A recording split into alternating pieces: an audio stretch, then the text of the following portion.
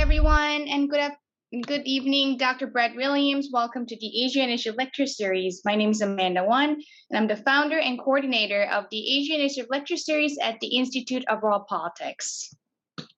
For those who are new to the Institute of World Politics, IWP is a graduate school of statecraft, national security, international affairs, and intelligence. We have a doctoral program as well as 5 master's programs and an 18th certificate of graduate study and a continuing education program.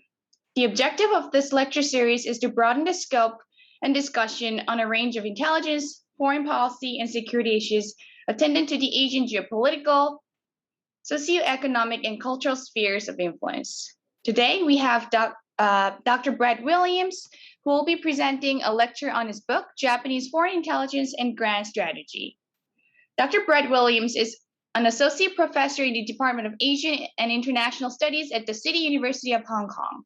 He has studied, taught, and conducted research in Australia, Japan, Singapore, Hong Kong, Myanmar, Taiwan, and the US.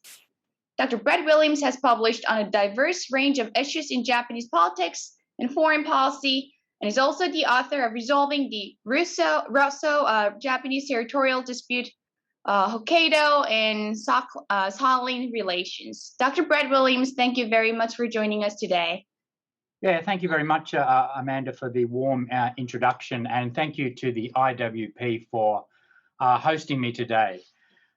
So let me share my slides. Okay, how we doing here? Okay, so just bear with me. Okay, can we everyone see the slides now? Yes, I do. Excellent. Okay, great. All right, so as Amanda mentioned, I'm going to be talking about my recently published book titled Japanese Foreign Intelligence and Grand Strategy, from the Cold War to the Abe Era, which was published in March this year by Georgetown University Press. Now, given the obvious time constraints, I can't present everything that appears in the book. So I instead want to present what is chapter 3 of the book, which is about US-Japan intelligence liaison. All right.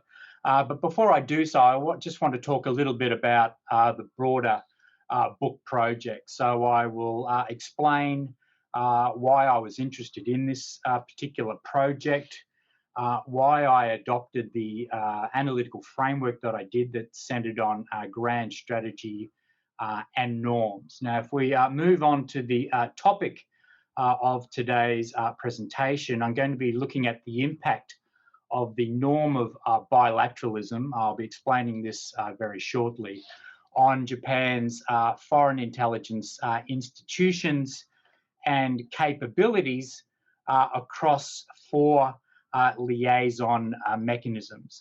In doing so, I'm going to be borrowing from a framework that was presented many, many years ago, in 1996, I think, if my memory serves me correctly, by a former Yale political science professor, H.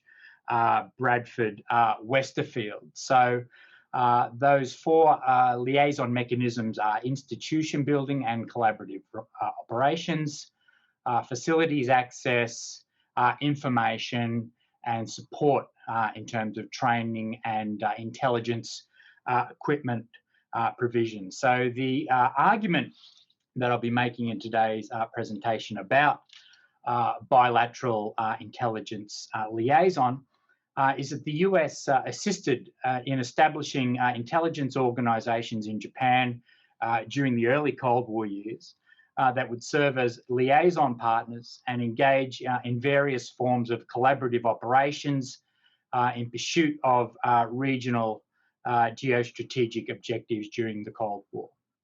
So other liaison mechanisms served a similar function and were also employed as a means of keeping a junior ally under Washington's intelligence umbrella.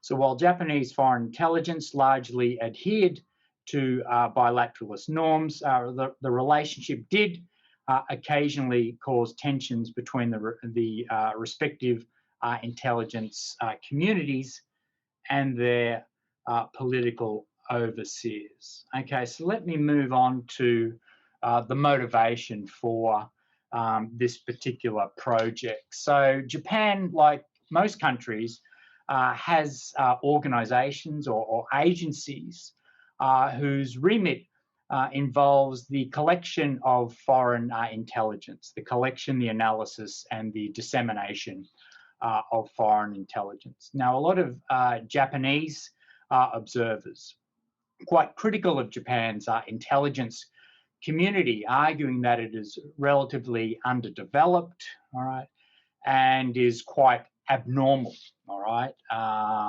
based on an international comparison. So how is Japan's intelligence community considered to be abnormal? Well, there are four main elements here. So it's believed to be undersized, all right, so it has about 4,600 personnel, which is considerably less than the 5 permanent members of the UN Security Council. Also, Germany and Australia have larger intelligence communities than Japan. It is also quite modestly resourced, all right, with a budget of approximately 1.4 billion, which makes it less than 4 of the 5 members of the permanent members of the UN Security Council, and similar in budgetary outlays to France, Germany, and Australia. Now, a particularly interesting aspect of Japan's intelligence community is that it lacks a specialized intelligence agency that is able to deploy operatives, spies abroad. So all countries that are in the G20, apart from Canada, possess this capability. Also, countries outside the G20, for instance, Israel, Pakistan, and Taiwan also have such an institutional capacity.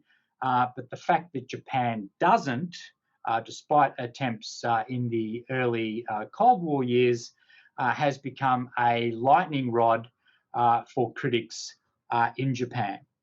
Right, another interesting aspect of the abnormality of Japan's intelligence community is firm civilian control over human intelligence and also signals intelligence. That so much is not unique, or that does not make Japan unique, but the anti-militaristic basis of this.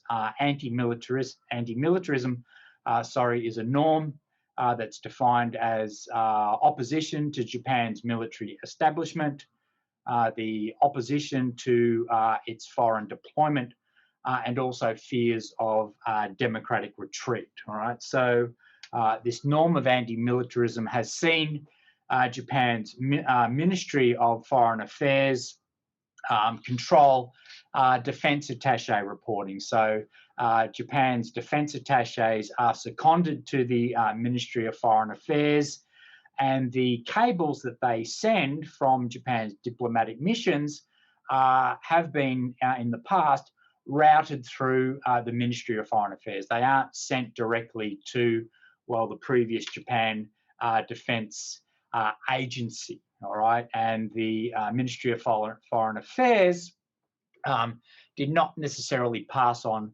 all of those wires.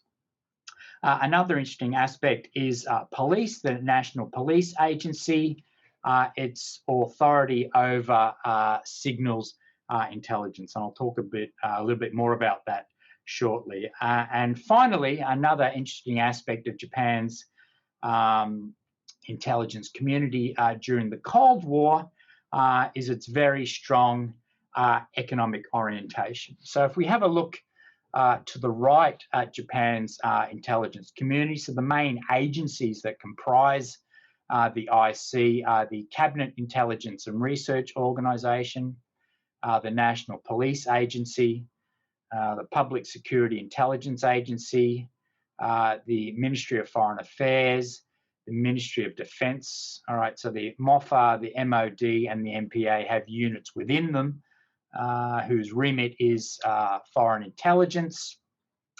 And these four agencies who have dashed lines around them, these are the Ministry of Finance, the Financial Services Agency, METI, the Ministry of Economy, Trade and Industry, and finally the Coast Guard.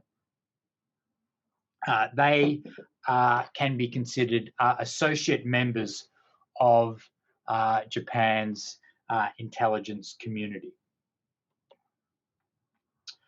All right, so the definition of intelligence that I've adopted in this, I borrow from Gill and Pythian.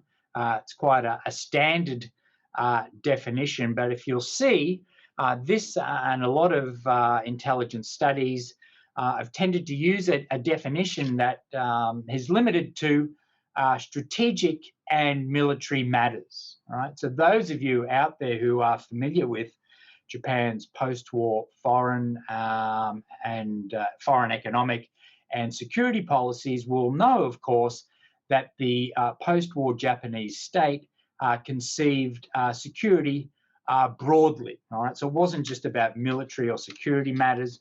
It also involved diplomacy and also economic affairs as well. All right, so Japanese actors, whether it be from Japan's external trade organization, the general trading companies, the Sogo Shosha, accordingly also engaged in intelligence gathering that was aimed at enhancing the country's relative productivity and competitive position in the global economy. So the book, therefore, examines Japan's foreign intelligence apparatus and collection capabilities in both the economic and the politico-military domains. Okay, so these are the two broad claims that I make in the book. I'm not going to read these out. I will just leave them up here for a minute or so for you to digest. All I will say is that in this study, I don't present a model as such, but instead I'm interested in the interrelationship between what I think are important norms, norms that are embedded in Japan's grand strategy.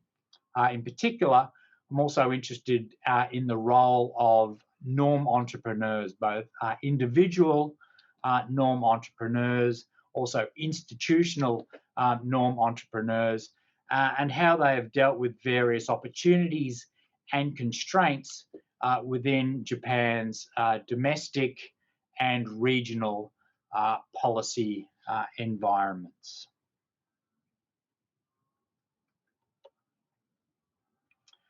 Okay, so let me move on to the analytical framework. So that is a grand strategy and norms.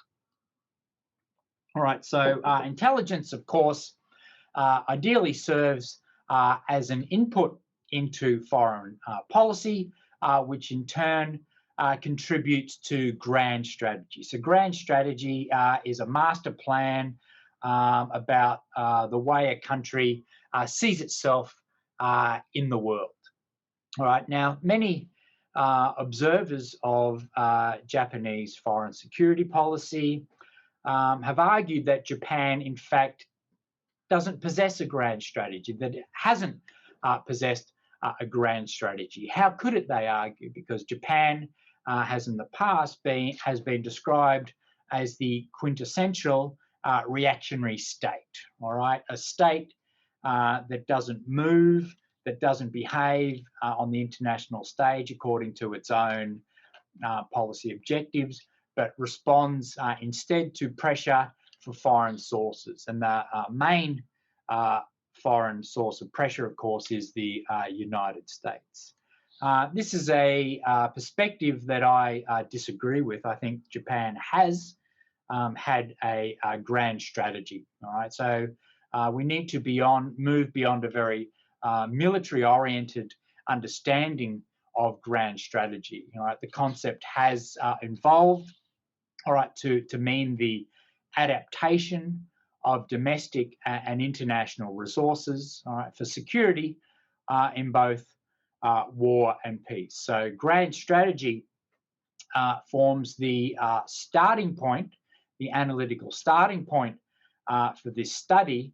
And I'm particularly interested in the ideational variables that are embedded in Japan's post-war grand strategy. And the particular ideational variables that I'm interested in are, of course, norms, all right, which are collective expectations about the proper behaviour for a given identity. All right, so the relationship between grand strategy and ideas, I think, is best summed up by Richard Samuels, right, who states that grand strategy serves as a mirror of national identity and is shaped by a platform of ideas. So the grand strategy that I'll be focusing on in today's presentation, of course, is the Yoshida Doctrine, all right, and the norms embedded within that national security strategy that I'll be focusing upon will be bilateralism, which I'll explain very shortly, developmentalism, the desire to overcome relative underdevelopment, techno-nationalism, the idea that technology constitutes a fundamental component of national security, and anti-militarism, which I defined in the previous slide. So the Yoshida Doctrine was named after a former wartime Japanese foreign minister and two-term Japanese prime minister, Yoshida Shigeru. All right. Now, Yoshida himself didn't enunciate this doctrine. It was instead put forward by a former Japanese international relations scholar, Kosaka Masataka. All right. So I define the Yoshida Doctrine a little more broadly than some. All right, but I argue that it comprises three main planks. So the first one, uncontroversially, is that Japan should focus all available means on economic recovery and development. Secondly, and interrelatedly, Japan should depend on its military alliance for its basic security.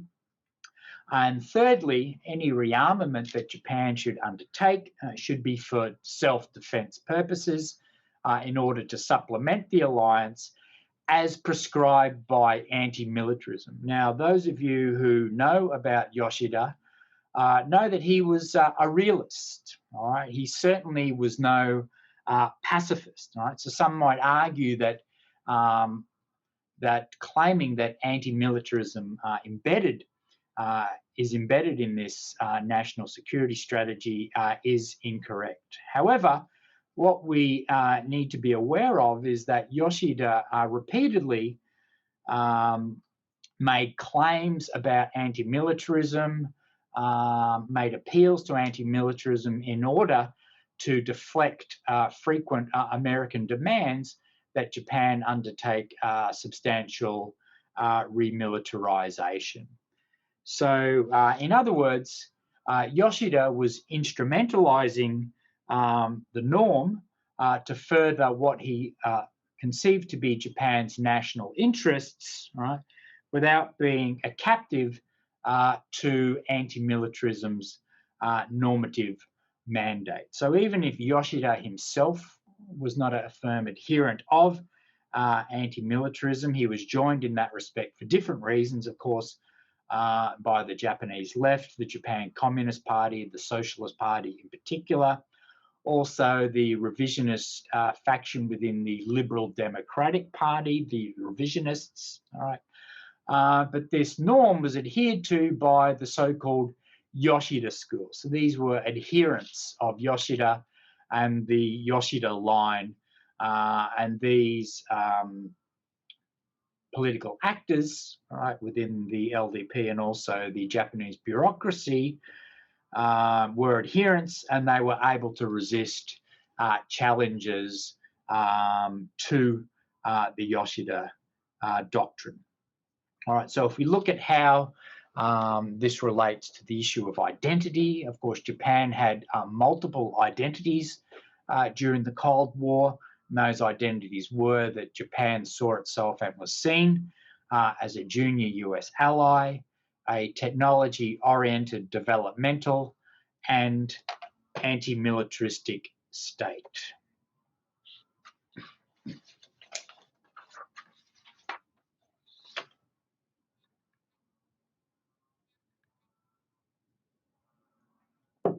Okay, so let's move on to the norm of bilateralism, and that is defined by Glenn Hook, and his co-authors in a leading volume on Japanese foreign policy, and they define it as Japan behaving in the international system within the remit of the bilateral alliance, and rarely, not always, but rarely in opposition to it. Right? So the proponents of bilateralism could be found again amongst mainstream conservatives, mostly within the LDP, and also within the bureaucracy. So the Ministry of International Trade and Industry, Ministry of Finance, and MOFA, the Ministry of Foreign Affairs in particular. Now, within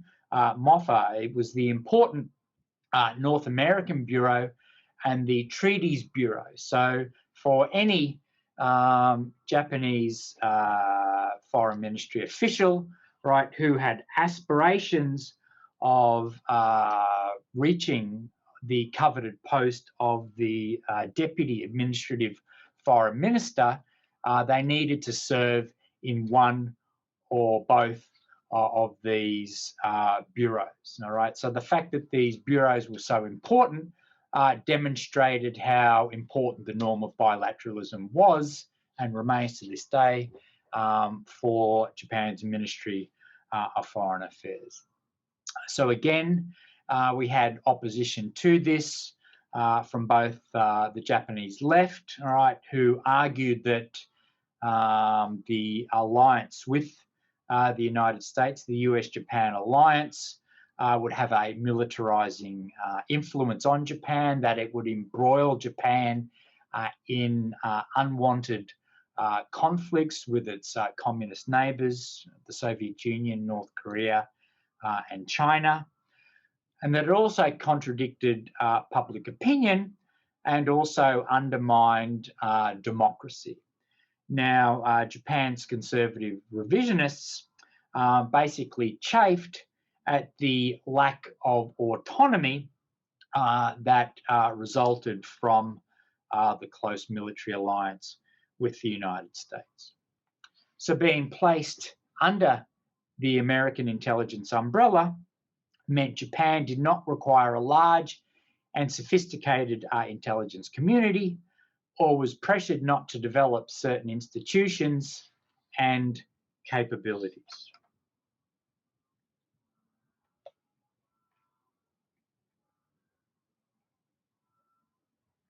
Okay, so the first contact between intelligence officials in both countries occurred a mere 4 days after Japan's formal surrender in the Pacific War.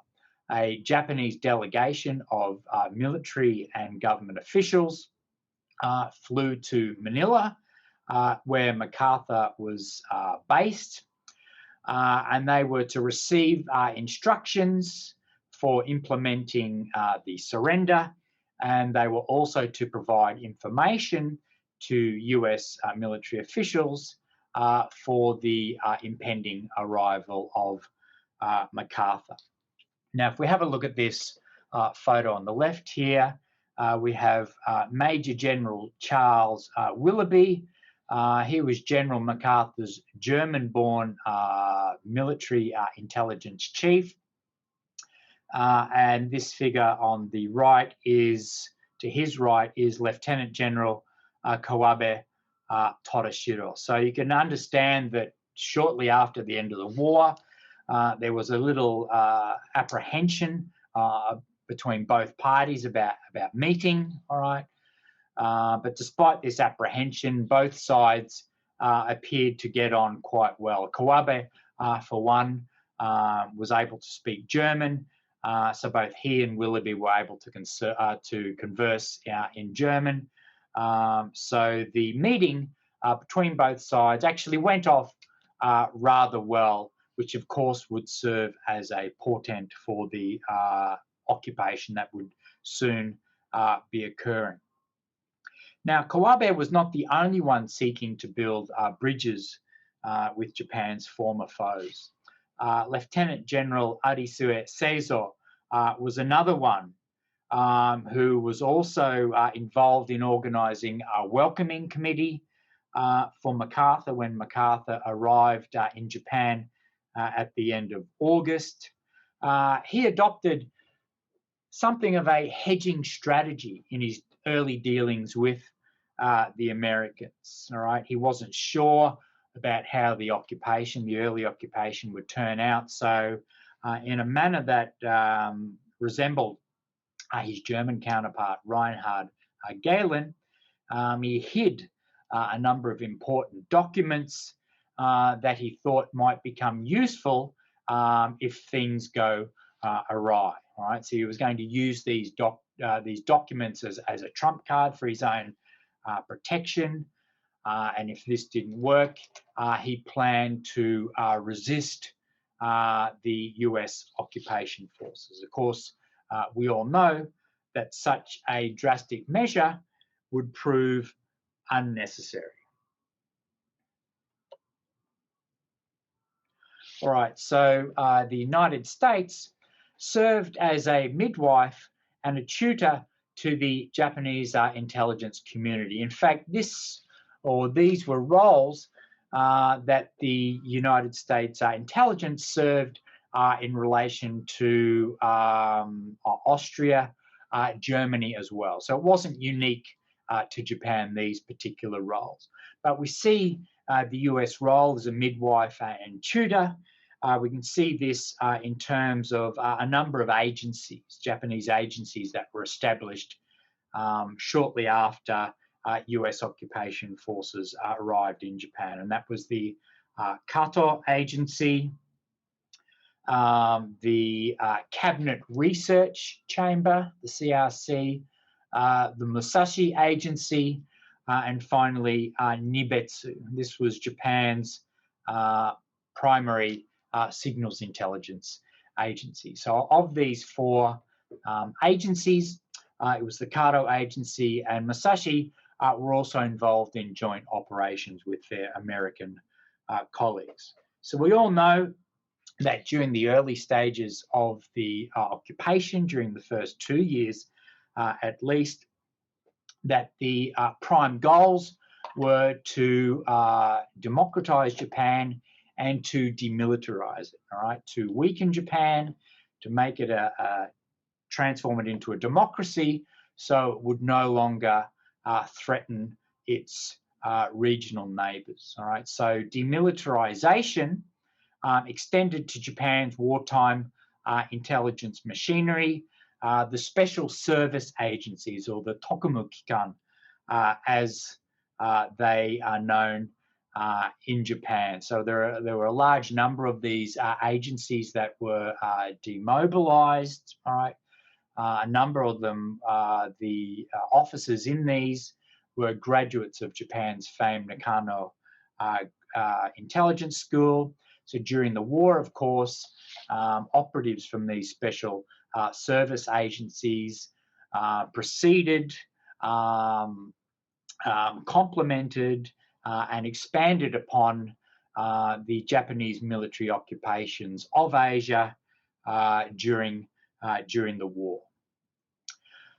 So during this early stage of the occupation, Japan, certainly from Willoughby's perspective, and he was one of the few during this early stage of the occupation who believed Japan might soon become a valuable partner in a potential conflict with the Soviet Union. All right, so Japan possessed a number of advantages that would make it useful as an intelligence partner for the United States. So the first one is fairly obvious: location, location, location. So Japan, of course, was and still is located close, obviously, to the communist adversaries: North Korea, China, of course, the Soviet Union, particularly the Soviet Far East. All right, so this made Japan a useful staging point and also a platform for a number of operations targeting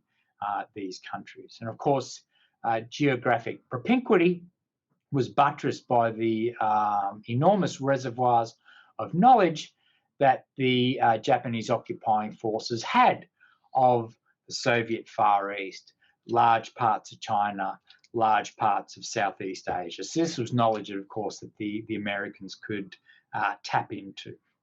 So Willoughby, during this early stage, approached Arisue and Kawabe to establish an informal, loose, clandestine network of operatives, right? So this loose network was called the Qatar Agency, all right? So as we can see here, the name Qatar derives from the first letter of the 5 main leaders of this agency. So we had Kawabe, Arisue, Tatsumi Eiichi, Omai Toshikazu, and Hattori Takushiro. All right. So what Willoughby was able to provide for the approximately 40 Japanese who were a part of this agency was that he provided them with a safe haven, because many of them indeed had criminal or suspected criminal past. So Kawabe himself was a former head of intelligence for the notorious Kwantung Army. Arisue played an important role as a military attaché to Italy in negotiations leading up to the 1940 tripartite pact, which prompted SCAP officials outside of G2, outside of military intelligence, to consider indicting him as a Class A war criminal. Tatsumi, who was Prime Minister Yoshida's confidential military advisor, he was aware that he might be personally indicted as a war criminal following the torture of Chinese POWs by subordinates of his in the Eastern District Army. Omai was a senior naval staff officer, who participated in the planning and execution of important military campaigns, including the defense of the Marianas and the Philippines. And finally, Hattori was a former secretary to Prime Minister Tojo, chief of the first section of the General Staff's Operations Division, and he helped plan the Imperial Japanese Army's successful operations during 1941 and 42. So Willoughby provided a lot of these intelligence officials with employment where they worked in the G2's historical section, mostly providing assistance with what can be described as Willoughby's 3-volume hagiography to General MacArthur's prosecution of the Pacific War. All right, so it provided them with employment, a salary, of course, during a very desperate period in Japan's early post-war history, and also kept many of them out of prison. So in 1947, all right, 1947, 1948, we had the famous reverse course. Okay, so with the emergence of of global Cold War tensions, the occupation forces undertook this reverse course. So whereas Japan was previously, the idea was to weaken it, emphasize democracy so it wouldn't threaten its neighbors, instead the idea was to strengthen Japan so it would serve as an ally of the United States, as a bulwark against communist expansion in the region. So in terms of the impact this had on intelligence, so Japan was transformed from being an intelligence target to an intelligence platform for the United States.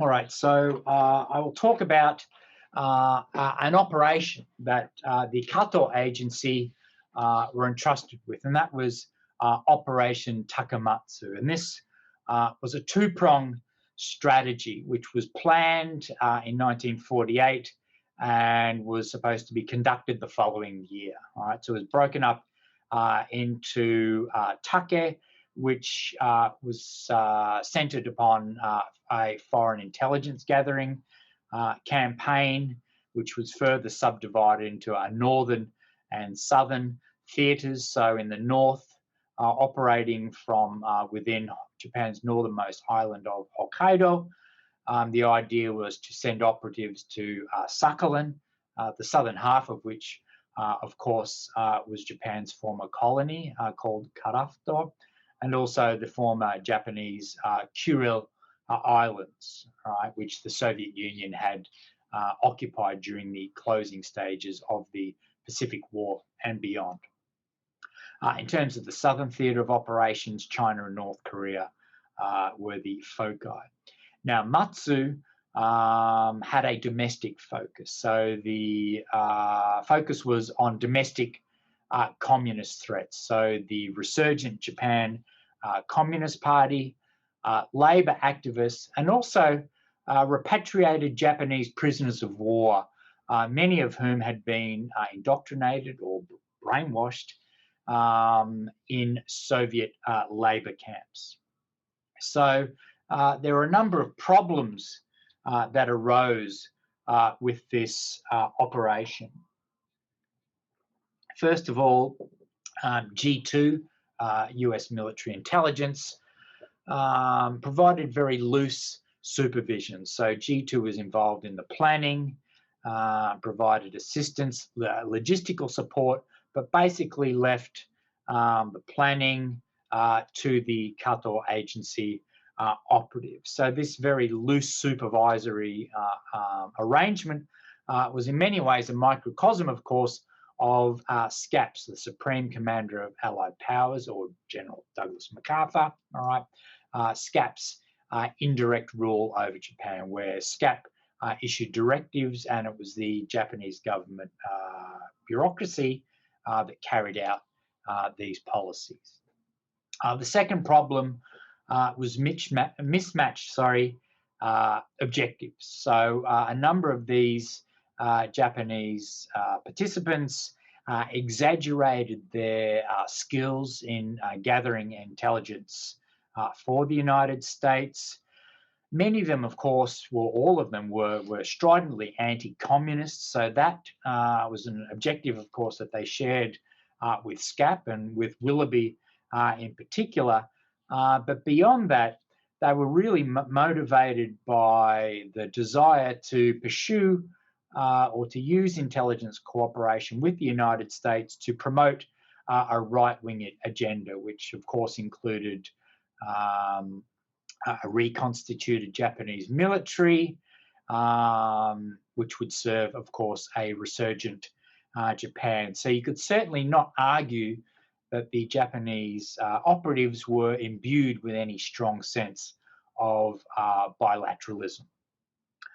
Indeed, there was a quid pro quo between the Japanese and Americans. So the Japanese would provide information in return for permission to engage in smuggling. So routes that could be investigated, devised for sending in operatives could be equally useful for smuggling, of course, which was an important means of subsistence, of course, during these very desperate times in Japan. Another issue was factionalism. So there were a number of tensions, problems within these agencies, really driven by factionalism, and this was so bad that it facilitated the penetration by Chinese communist spies. So basically, this Operation Takamatsu, apart from an operation to send military advisors to Taiwan, was really a failure. So the China and North Korea operations were cancelled.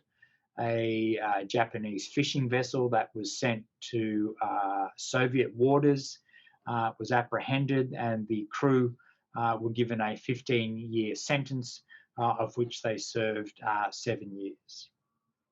So the relationship between the Japanese and American participants in this operation can be described as a case of outward obedience, inward opposition, which the Japanese refer to as Menju Fukuhai, all right? And of course, this was a theme that can be discerned, of course, or a big theme in John Dower's, of course, award-winning book, Embracing Defeat. The idea that there was a modicum, there was an appearance of American control during the occupation, but Japanese political actors were able to exercise considerable agency. So we see this certainly in terms of occupation era intelligence operations. Okay, so towards the end of the occupation, so American and Japanese interests converged around the establishment of a more formalized and centralized Japanese intelligence apparatus. So Japan would require an intelligence organization to complement its military. Prime Minister Yoshida was also a firm adherent of a Japanese intelligence agency, which he believed would play an important role in Japan's nascent diplomatic efforts. From the American perspective, of course, the end of the occupation, which meant the end of SCAP, the end of G2, the end of this rather dysfunctional Qatar Agency, would mean that America would need a new liaison partner. So it was also in American interest to try to influence the establishment of a Japanese intelligence agency that would serve as a liaison partner. So Willoughby, in this respect, in early 1952, dispatched 2 agents from this notorious Z unit, which was part of the American counterintelligence corps. So they were involved in a lot of shady dealings, I guess the most notorious of which was the kidnapping of the well-known leftist Japanese writer Kaji Wataru. So Jack Cannon, all right, was the leader of this unit. So he, along with a South Korean operative who had been seconded to G2, who had served during the war in the Kwantung Army, had visited Yoshida at his holiday house in Oiso in Kanagawa Prefecture in early 1952, and they discussed potential models that upon which a new Japanese intelligence agency might be modelled. Yoshida, for his part, suggested that the two meet with a close political ally of Yoshida's, that was Ogata Takatora here, who had recently, he'd been purged, had only recently been depurged, didn't hold any formal political position at this stage, but he was one of a number of Japanese who during this early post-occupation period had been formulating plans for the establishment of a Japanese-type central intelligence agency. So these two Z unit members met with Ogata. During these meetings, they described the structure and functions of various Western intelligence agencies. Cannon, for his part, argued that any new Japanese intelligence agencies should be under the authority of the Prime Minister and should be headed by a confidant of Cannon's, Murai Jun, who had been working for G2 and had attended numerous social gatherings that Cannon used to host at his location in Japan. So Murai was subsequently tapped to be the head of the Cabinet Research Chamber when it was established in April 1952. So this was a 30-strong intelligence organisation. Now this was not meant to be the institutional endpoint for Japanese intelligence. It was meant to be a stepping stone to a more substantial and expanded organisation. So over the following 15 months, Japanese and US intelligence officials engaged in a number of discussions about what such an organisation might look like. So if we were to sum up the US role in this, one former CIA official rather triumphantly noted that we made the CRC, which really is hubris, all right? What the United States did do was provided support for these Japanese operatives who were part of the Qatar Agency, so it kept them out of prison. They were provided with a livelihood. Some of these, including Tatsumi, were able to use this freedom to help play a role in planning a Japanese intelligence agency. Tatsumi, in particular, played a very, very important role in terms of staffing this new intelligence agency. The Americans also obviously provided knowledge.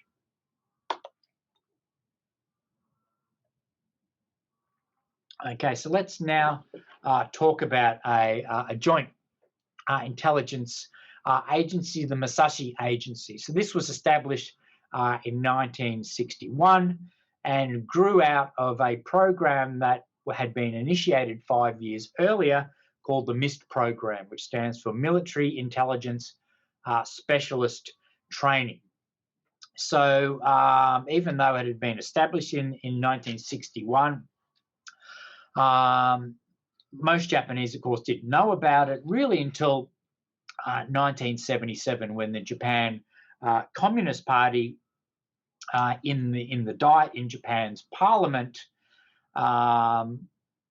announced, or a JCP Diet member announced that he had, in fact, a colleague of his had received a letter from a former member of this shadowy unit that was engaged in a number of illegal operations. So this letter claimed that this agency, Musashi Agency, was involved in the kidnapping of the then Korean opposition leader Kim Dae-jung in 1973, and had set up a number of front companies in Japan that were engaged in intelligence operations. So this, if you look at Diet proceedings in Japan during this period, it featured quite prominently. But the the Japan Defense Agency at the time basically stonewalled, denying that such an agency existed, and the issue receded from public consciousness really until 2010, where a former head of this agency called Hirajo Hiromichi was prompted to write his own account because a former member of this unit had basically outed him in an earlier publication of a book. So this unit was under the authority of both the Ground Self-Defense Forces and the United States Army. comprise personnel from both services with an operations division that was actually under the authority of a Japanese officer. So this unit also experienced a number of problems. First of all, the Japanese members were not overly enthusiastic about joint operations, believing that they had the skills and knowledge to be able to undertake more autonomous operations. From the US perspective, there were criticisms over the quality and quantity of the intelligence that their Japanese counterparts were producing, and also insufficient coordination. So this was also arguably a microcosm of broader tensions between both armies, the US Army and the ground self-defense forces. Now, despite a number of sensationalist claims by Japanese authors, our Hiromasu is one. Really, most of the operations of this unit were actually quite far removed from the glamour of, say, a James Bond. Even though the unit was supposed to be involved in foreign intelligence gathering, the activities were centered on Japan.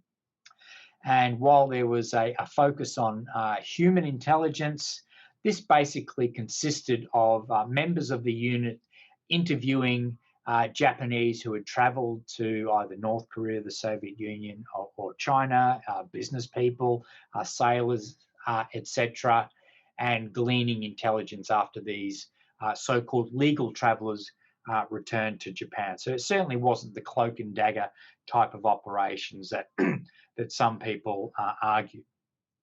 Now, in 1973, this unit was moved from Camp Drake in Saitama Prefecture to Camp Zama in Kanagawa, and was allegedly downsized after these JCP revelations in the late 1970s. So Japan's self-defense forces, the JDA, continue to deny that such a unit ever existed. Okay, so let's now, I have about 5 minutes left. So, okay, let me talk now about signals intelligence, which is arguably the intelligence discipline that is most impacted by this norm of bilateralism. So the United States, again, towards the end of the occupation, assembled members of Japan's National Police Reserve, which was established in 1950, to staff a signals intercept organization located in Saitama Prefecture, just north of Tokyo. So this was also a mixed unit, and in April 1958, this unofficial unit became the annex chamber of the 2nd Division of the Ground Staff Office, or Nibetsu, as it is known in Japanese, which was the predecessor of Chobetsu, which was in turn incorporated into the Defense Intelligence Headquarters in January 1997. So for reasons similar to Japan's role in collecting human intelligence, Japan also provided a propitious platform for SIGINT operations. So again, Japan was conveniently located for these operations. So a combination of geographic proximity and also advances in Soviet missile technology resulted in the North Pacific becoming the major Soviet test site for intercontinental ballistic missiles. All right, so units in Japan and US forces in Japan were able to fly from Japan to gather intelligence, telemetry, etc., on Soviet missile technology. Another factor was also atmospheric conditions. So Japan was reportedly located very conveniently, so it could receive very high frequency VHF signals that were relayed over the East China Sea, and also VHF signals that came from Southeast Asia. So the US assumed control of existing Imperial Japanese Army and Navy facilities and constructed new facilities during the occupation and early post-occupation years. So at one point, there were nearly 100 sites located in Japan that were involved in signals intelligence collection. And this number made Japan the host of the largest number of US SIGINT facilities, overseas facilities during the Cold War.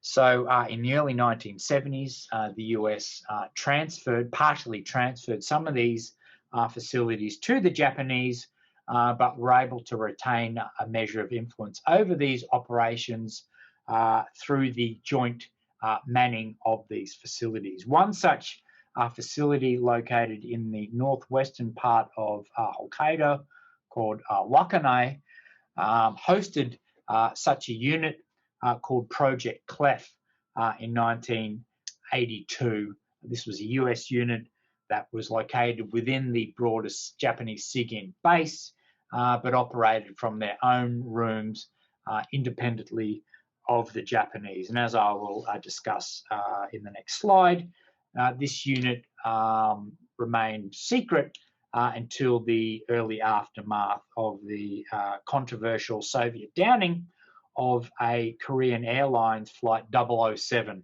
that had flown from New York originally via Anchorage, supposed to fly to Seoul, and it, for mysterious reasons, deviated from its intended flight path and was shot down by Soviet fighters just off the southwest coast of Sakhalin Island, killing 269 people, including a number of Japanese citizens.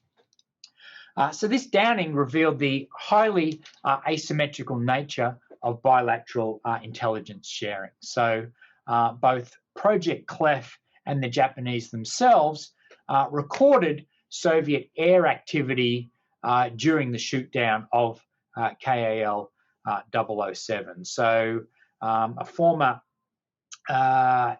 head of the Japanese police and later chief cabinet secretary, Gotora Masaharu, claimed that he only found out about this, that he only received a detailed report from the Japan Defense Agency 8 hours, in fact, after the plane had been shot down.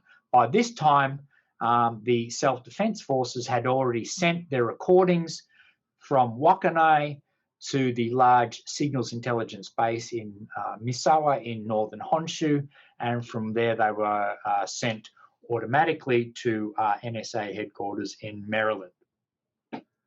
So for a senior Japanese SIGINT officer, this intelligence sharing route was considered to be quite natural.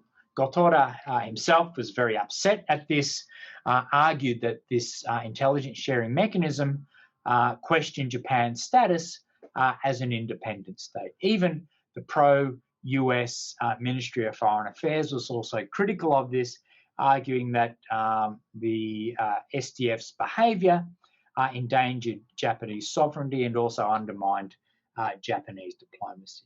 Japan also evinced a sensitivity to American concerns regarding the release of the recording. So Tokyo was initially reluctant to release the air-to-ground recordings that the Japanese had recorded because there was a fear that it would compromise Japan's SIGINT capabilities. After American pressure, the Japanese acceded, and the Japanese high-quality tapes featured in President Reagan's address to the American people, and later to UN Ambassador Jean Kirkpatrick's address to the United Nations. Of course, the cat was out of the bag. The Soviets, as a result, changed their codes, radio frequencies, and procedures, which obviously severely impacted the ability of Japanese to collect signals intelligence over the Far East. The Japanese themselves instituted changes in the aftermath of this incident, reinforcing civilian control and subservience to the United States. So there was to be no longer the automatic relaying of Japanese recordings to the United States without approval from senior Japanese political and SDF figures. Okay, very, very quickly, because I have run out of time. I'll be done in a minute. Finally, intelligence support, the impact or the role that this can have in helping the US to monitor and nurture a junior ally. So this can occur through two mechanisms. First of all, equipment provisions. Okay, so as I mentioned before, Japan took over US established signals intelligence buildings, infrastructure such as antennae, which the US deemed to be surplus to requirements. The US also provided advanced communications equipment for maritime self-defense force, signals intelligence collection operations that occurred close to Soviet territorial waters, known as the mission submarines or Ninmuka. The Japanese were said to during the Cold War to be heavily reliant on US cipher equipment, which could potentially, there's no really firm evidence of this, although some Japanese have made such an assertion that it makes Japanese vulnerable to monitoring. So when you're using old technology, hand-me-down technology from a partner, all right, this old technology is susceptible to monitoring.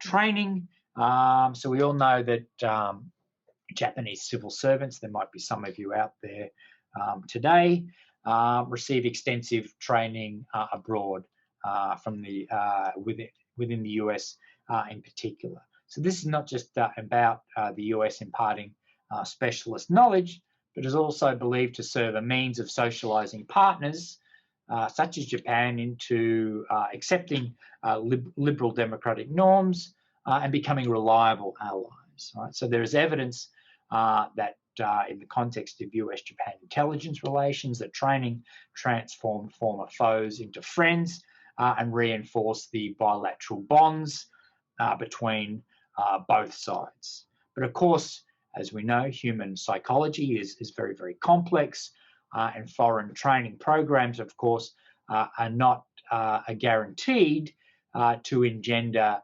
affinity between hosts and participants. We see this in terms of the distrust that arose within the Musashi Agency. A number of Japanese authors on the issue have spoken or have written about, how they were aware that the US was seeking to use training to extract information from them and even to possibly brainwash them. Finally, okay, so to conclude, so the first direct intelligence contacts between US and Japanese officials occurred in the earliest days after the end of the Pacific War. So Japan, since this time, has been under the US intelligence umbrella since the institutionalization of the bilateral security and defense relationship in the early 1950s. So Japanese intelligence personnel were mobilized in pursuit of policies aimed at supporting the US against communism, in particular curbing the spread of communism within the region. So the US intelligence rendered various forms of assistance to ensure that their Japanese partners would adhere to bilateralist norms. So Japanese generally operated faithfully within this alliance framework, although, as we've seen, some were not always content with playing the role of a subservient junior ally. So I apologise, I've gone over by, 6 minutes. So on that note, I'll finish up there. Thank you for your attention, and I'm ready to take questions. Thank you very much, Dr. Williams, for such an interesting and insightful lecture. And we'll take questions now. So if you have any questions, please type them in the Q&A chat box. So the first question is, which is having a more significant impact on Japan's intelligence community and why? Japan's participation in the Quad or China's domestic and foreign affairs? Sorry, was that the Quad or China? Yeah, in the Quad or China's domestic and foreign affairs. Yeah. Yeah, well, I mean, of course, the Quad is the relationship between the countries of Japan, India, the United States, and Australia. So there's been quite a lot of discussion about this this grouping, right? This grouping. Some have argued that perhaps it might even become a stepping stone to perhaps a region-wide multilateral security framework. I must admit, in my readings of the Quad, you don't really hear too much about intelligence. Of course, this is not to say that there aren't intelligence discussions that have taken place within this Quad framework. But I would argue, if we were to pick which of the two was more important, and I talk about this a bit in the final chapter of my book, China, of course, China is perceived by Japanese, rightly in my opinion, as a threat to regional security, a threat to Japanese security. So we have seen a number of Japanese over the last 5 or 6 years have been arrested by Chinese security forces for engaging in intelligence operations. And of course, there's a lot that we really don't know about these types of operations. But if some of these are actually intelligence operations, I think this would demonstrate or could be used as evidence of how Japan's intelligence community, within the intelligence community, it's believed to be the PSIA in particular that's been involved in these so-called operations, would be evidence of how important they see China and how eager they are to become, to keep abreast of what's taking place within China. So thank you. I hope I've answered that question. Thank you. And the next question is, looking at present and future developments in ever-evolving relationship between nations, in your opinion, might formally upgrading 5 eyes into 6 eyes with the addition of Japan be a good idea? If so, how would it work? Yeah. Actually, I also within the book, I talk a little bit about the 5 eyes. Japan, of course, is not part of the 5 eyes. It is said to be a third party, all right, and has been since the 1960s. So the 5 eyes, of course, for those of you who are unaware, is an Anglophone intelligence grouping that comprises the signals intelligence agencies of Australia, New Zealand, Canada, the UK, and of course the United States. While Japan is a third party, which basically means Japan and the other third parties, such as a number of NATO countries, South Korea is also said to be a third party as well, provide intelligence to the United States. So they are third parties as a result of their respective bilateral alliances with the United States. And this is a very asymmetric alliance for these third parties. Now, there have been a number of discussions. Japanese officials have come out arguing that, there's a preparedness or a willingness for Japan to become a member of the 5 eyes, making it maybe the 6 eyes. Of course, Japan is not the only country that has being perceived to be able to play a role within an expanded version of the Five Eyes. South Korea is one, Germany and France is another. But if we focus on Japan's position within the Five Eyes, one of the criticisms in the past, certainly a criticism I think that was valid until 2013, when Japan passed a state secrets protection law, was that there was opposition to sharing any significant intelligence with Japan, because Japan had a reputation for being a spy heaven. All right, so Japanese intelligence officials leaked quite regularly. So there's obviously a reluctance to share secrets with Japan, knowing that those secrets could end up with the country's adversary. So as I've said, there have been discussions about maybe incorporating Japan into an enlarged Five Eyes framework.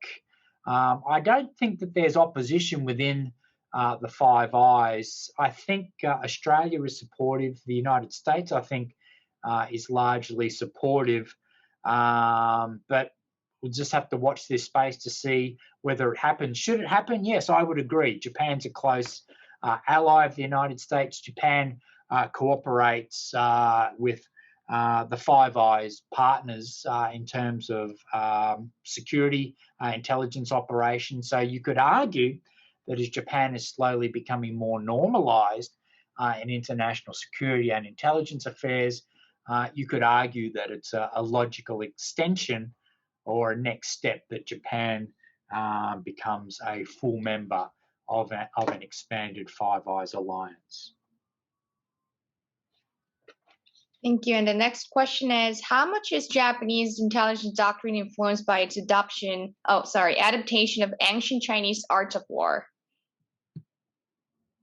The ancient Chinese art of war. Okay. We're talking about Sun Tzu and that sort of stuff, are we? Chinese art of war. Well, one of the interesting things about Japan's foreign intelligence community, and as I touched upon this at the beginning of the presentation, is that it lacks a specialized foreign intelligence agency. So the US, as I showed in this presentation, played a role in helping to set up the Cabinet Research Chamber, which was supposed to be, a stepping stone to a more expansive institution with greater powers. However, this didn't occur, as I argue elsewhere in the book, because of anti-militarism.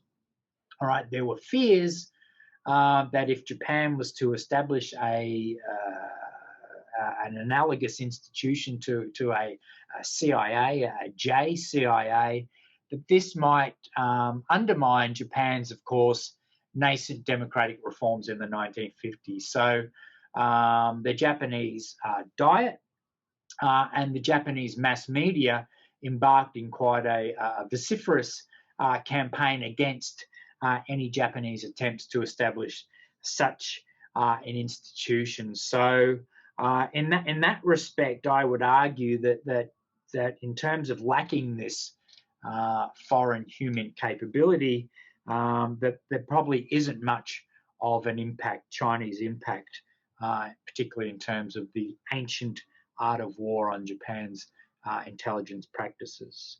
You could argue, actually, to look at it in a different way, that, of course, as you all are aware, I mean, of course, China is seen in the United States and elsewhere as public enemy number one. And one of the reasons for this, of course, are Chinese espionage operations within the United States. So, interestingly, a lot of the allegations about what the Chinese are doing, how they're going about their industrial and economic espionage operations, in fact, mirrors in many ways the discourse or the allegations that were levelled against Japan in the 1970s and 1980s. Of course, Japan was seen not as the enemy, because, of course, Japan was and still is a close military ally, but was seen as an economic rival, an economic threat to the United States.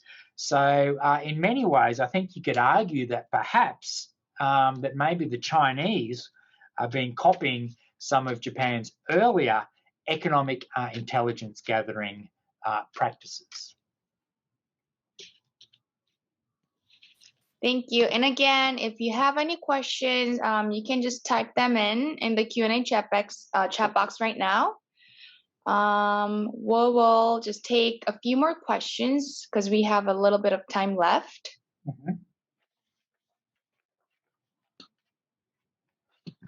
We'll just give it about a minute to the audience.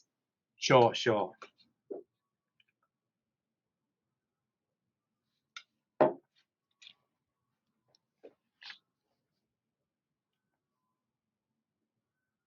One of the attendees asked if you would be willing to share your PowerPoint presentation slides. Sure. I sent them to you, Amanda, actually. But just on that, there actually is a typo. I had for the date on one of the slides, I think it's slide, with the establishment of the Cabinet Research Chamber, I said it was established in the slide I sent to you, Amanda, on the 9th of May 1952. That is incorrect. It was the 9th of April. So change the 5 into a 4, please. So if you could do that, Amanda, then I'm more than happy for you to share my slides with whoever is available. Whoever wants to. Sure. Also, of course, you could buy the book as well. It comes out, of course, not only in hardcover but paperback, and also in an e-version, Kindle version as well. So Great. Buy the book, please. Sure, we'll definitely share. So we will definitely send out the PowerPoint slides, usually after about a week later, to the attendees. Sure, no problems. Yeah. Okay, we just have a question right now. Let's see. Okay, so the next question is there a budding relationship and cooperation in sharing intelligence between Japan and Taiwan? I would not say it's a budding relationship. I would say it's a long-standing relationship. In fact, even going back to the early post-war years, as I mentioned before in my presentation, Japanese had sent military advisors to Taiwan. There had been long-standing intelligence liaison relations between Japan and Taiwan. So I wouldn't say they're not budding in a sense that they have been quite long-standing. Of course, they haven't really been substantial, of course, because of if the Chinese were to find out that there was something significant going on between the Japanese and Taiwanese intelligence communities, of course, they would rightly argue that it undermines the one China policy, and the Chinese, of course, would get very, very angry. So I think there is a long-standing intelligence relationship between members of Japan's and Taiwan's intelligence communities. I touch a little bit about this in the book.